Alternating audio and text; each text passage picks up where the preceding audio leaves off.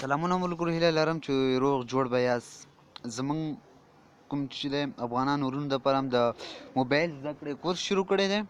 په دغه کورس کې به د موبایل ټول مینوګانې وایو، سیټینګ هر یو به پکې وایو او ان تر دې پورې ځو چې زمونږ موبایل بټن یې مات وي، هغه بیا څنګه مونږ کار واخلو، ورنه چې موبایل جوړ هم نه کوو. نو د هر څه نه مخکې به زمونږ چینل سبسکریب کړئ، تر څو چې هره ویډیو ورځ کې مونږ درته لیږو، تاسو ته زر درس شي او غږ زده کړئ او ډېر اسانه درس به درته وښیو. په دغې کې یو اولنی مینو چې دی زمونږ به سیټینګ ووایو او دغه زمونږ د مکسډ افغان چینل چې دی دا سبسکریب کړئ او نور ملګرو سره یې شیر کړئ او که نور وړاندیزونه هم لرئ موږ سره یې شریک کړئ. او دغه زمونږ چینل دی، سمه ده، دې کې نور ویډیوګانې هم شته دی ډېر فایده ور. په د هر څه نه مخکې زمونږ درس چې دی کوم به وي، هغه به اول به موږ سیټینګ وایو، ځکه چې موبایل کنټرول دی، یعنې زمونږ زړه چې زمونږ کنټرول دی دا د موبایل کنټرول دی.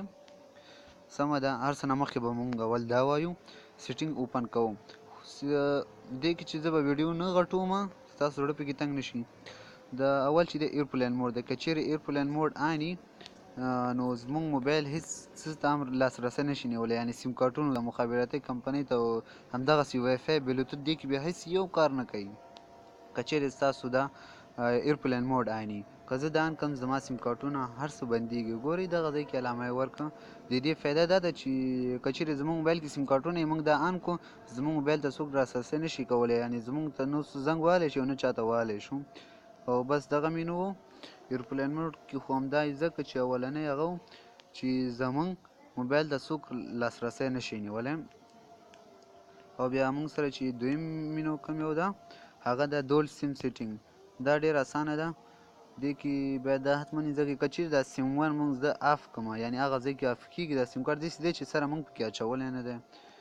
بیا که چیرې هر یو موږ بندوو هغه به آف کوو، په دلته کلیک کوو دا آف کېږي موږ سره. او بل اکټیویټیز دي، فعالیتونه، سیلر ډیټا، انټرنیټ دې زموږ په کوم سیم کارت باندې کار وکړي. M10 انتخاب کړو، M10 کې کار کوي، او که چیرې روشن و زموږ روشن کې کار کوي. زه روشن کې کار کوم، روشن مې انتخاب کړی دی. او ځینې موبایلونو کې دواړه کار کوي.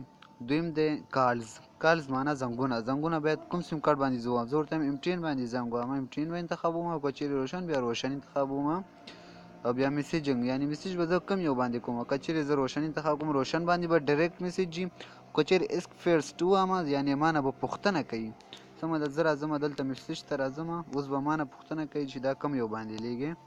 د دې کار دا دی ایکسپیر، سمه ده. او میسیج زه ورته ګوره سینډ باندې پوښتنه کوي کوم باندې لیږې، او زه ورته وایم چې مثال روشن باندې لیږم. بس د دې کار هم دا دی د سیټینګ کې.